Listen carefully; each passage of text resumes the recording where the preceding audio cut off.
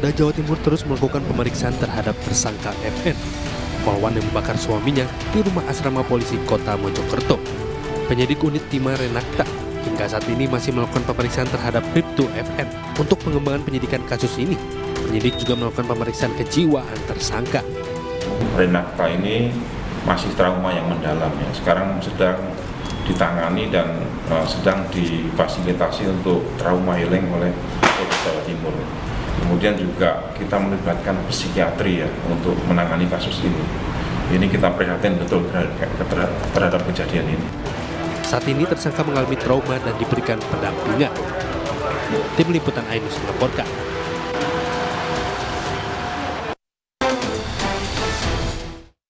Pemirsa, istri Bribtu RDW telah ditetapkan sebagai tersangka dan dijerat pasal kekerasan dalam rumah tangga atau KDRT.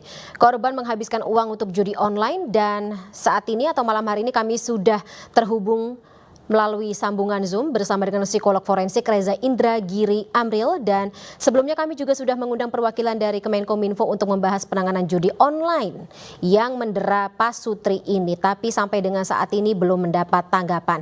Saya sapa terlebih dahulu, selamat malam Mas Reza. Selamat malam. Mas Reza, sebelum kita membahas lebih lanjut terkait dengan bagaimana dampak dan bagaimana motif dari pelaku ini sampai membakar suaminya, kita masuk dari judi online yang kita tahu bukan kali pertama mendera aparat penegak hukum. Sebelumnya anggota TNI sempat ikutan atau sempat menjadi pemain judi online, sekarang polisi yang kita tahu sama-sama pihak yang harusnya tahu ini melanggar hukum, berbahaya sekali bagi kehidupan semuanya. Bagaimana Mas Reza menanggapinya? Ya, Polri sudah bersusah payah mencoba meyakinkan publik bahwa Polri habis-habisan total maksimal mencoba memberantas judi online. Tapi betapa terpukulnya kita ketika ternyata justru hari ini secara getir kita harus memperbincangkan adanya oknum Polri yang justru terlibat dalam kasus judi online.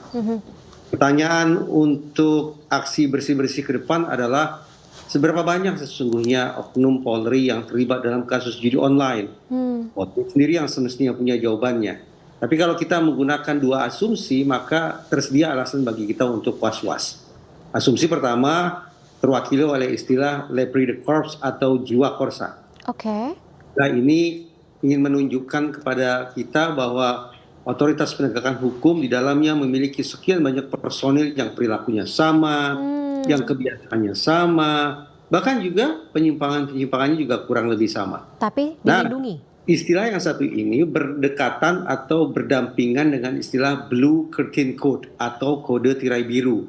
Istilah yang menunjuk pada kecenderungan bahwa sesama personil penegakan hukum memilih untuk tutup mulut harus atau menutupi segala kesalahan atau penyimpangan yang dilakukan oleh sejawat mereka. Nah, kalau kita sandingkan antara istilah Spirit of the Corps atau Lepri the Corps dengan istilah Blue Curtain Code, maka kita patut khawatir bahwa oknum personil Polri yang terlibat dalam kasus judi online dengan rupa-rupa bentuk keterlibatannya tampaknya bukan hanya satu atau dua, tapi mungkin lebih dari itu. Tugas Polri untuk melakukan bersih-bersih ke dalam. Oke, jadi tidak menutup kemungkinan bahwa ini sudah lama terjadi, pelakunya bisa saja lebih dari satu dan tidak hanya berada di satu atau dua unit saja. Ini bisa jadi semacam penyakit, kanker yang sudah menggerogoti instansi penegak hukum kita. Mas Reza, khawatirnya begitu? Sulit untuk disangkal bahwa citizen dan netizen terlebih pada waktu-waktu belakangan ini semakin sering memberikan tatapan yang sinis, apatis terhadap otoritas kepolisian. Saya memilih untuk menyemangati teman-teman di kepolisian untuk melakukan aksi bersih-bersih ke dalam. Tidak lagi memberikan kompromi atau toleransi apapun terhadap oknum yang terlibat judi online. Tidak perlu ada surat peringatan 1 atau 2, tidak perlu bicara tentang mutasi dan segala macam, tapi begitu diketahui ada personil penegakan hukum, dalam konteks ini personil atau oknum personil Polri yang terlibat judi online, langsung saja diberhentikan secara tidak hormat. Perlu diberikan kesempatan kepada internal untuk sama-sama menjadi whistleblower, untuk memberikan informasi tentang siapa sejawat, siapa bawahan, siapa atasan yang terlibat dalam judi online maupun pelanggaran pidana lainnya. Kalau Kalau seperti itu tidak ada kekhawatiran juga kah Mas Reza, ya biasanya ketika ada yang bersifat atau bersikap menjadi whistleblower ini akan menjadi ketakutan, ditekan lebih lanjut di lingkungan kerjanya, akan diancam tidak bisa naik jabatan atau promosi, lagi-lagi berangkat dari tadi jiwa korsa, terus kemudian istilah yang menjadi dampak dari jiwa korsa solidaritas itu? Kemungkinan negatif itu memang ada ya, tidak bisa kita pungkiri juga. Oleh karena itu ini usul kedua. Barangkali bisa dipertimbangkan bahwa 1 hingga 2 bulan ke depan dilakukan pemutihan. Artinya siapapun personil Polri yang melaporkan adanya oknum yang terlibat judi online, mereka tidak akan dikenai sanksi. Tapi justru mungkin akan diberikan rehabilitasi, diberikan rupa-rupa apresiasi, sekali lagi untuk membangun membangun kultur yang lebih positif, bahwa institusi penegakan hukum kita menerapkan zero tolerance atau toleransi nol terhadap segala macam bentuk penyimpangan, spesifik dalam topik diskusi kita terkait dengan keterkaitan atau keterlibatan dalam judi online. Jadi ini kombinasi antara punishment, yaitu langsung pecat, tapi sekaligus pada saat yang sama memberikan reward bagi siapapun yang memilih untuk buka suara tentang rupa-rupa pelanggaran atau penyimpangan terkait judi online yang berlangsung di internal otoritas penegakan hukum. Oke, Mas Reza, kita masuk ke kasus ini juga ketika pelaku berani sampai melakukan kejahatan yang akhirnya menyebabkan kematian, tindakan yang menyebabkan kematian. Terlepas dari bagaimana kondisi psikologis, kemudian juga triggernya mungkin ada lagi yang harus didalami dalam pemeriksaan. Tetapi ketika Mas Reza melihat ada pelaku yang melakukan tindakan seperti ini dengan motif finansial, apa yang kira-kira bisa menjadi konklusi? Sebetulnya sudah sejak puluhan tahun silam ya, psikologi menghasilkan teori frustrasi agresi. Teori ini ingin mengatakan bahwa siapapun yang mengalami frustrasi, termasuk frustrasi akibat kesulitan ekonomi yang barangkali disebabkan oleh judi online, tinggal menunggu waktu saja sampai kemudian frustrasi itu meledak menjadi perilaku agresif. Nah, pertanyaan yang terus terang membuat hati terasa pedih adalah, selama sekian lama saya beranggapan bahwa kata vigilante hanya berlaku bagi masyarakat awam seperti kita-kita ini. Keinginan untuk menciptakan ketertiban, keinginan untuk menegakkan hukum yang sayangnya dilakukan dengan cara-cara melanggar hukum. Itu yang acap kali menjadi perbincangan ketika kita bicara tentang kelompok preman A, B, C, dan seterusnya.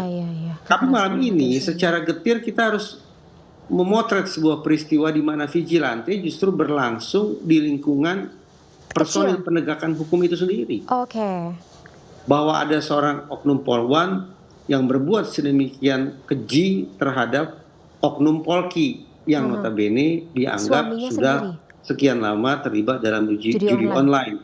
Sekali lagi, kalau sang istri memang ingin menciptakan kehidupan keluarga yang lebih baik secara ekonomi, buat suaminya bertobat atau berhenti terlibat judi online, tidak semestinya justru dengan menggunakan cara-cara yang secara ironis melanggar hukum itu sendiri. Sampai se ekstrim itu, tapi kita tidak bisa melihatkah dari perspektif atau sisi lain Mas Reza, bahwa sang istri, pelaku ini juga bisa dikatakan korban dari judi online? Hati-hati, di dalam psikologi forensik ada istilah ironi viktimisasi. Ironi viktimisasi. Setiap pelaku kejahatan, setiap pelaku pidana pada dasarnya akan mencari tipu muslihat agar posisinya bergeser dari posisi pelaku menjadi korban. Bagi saya, atas perbuatan jahat sedemikian rupa, membakar suami hingga meninggal dunia, tetap pelakunya harus bertanggung jawab secara pidana.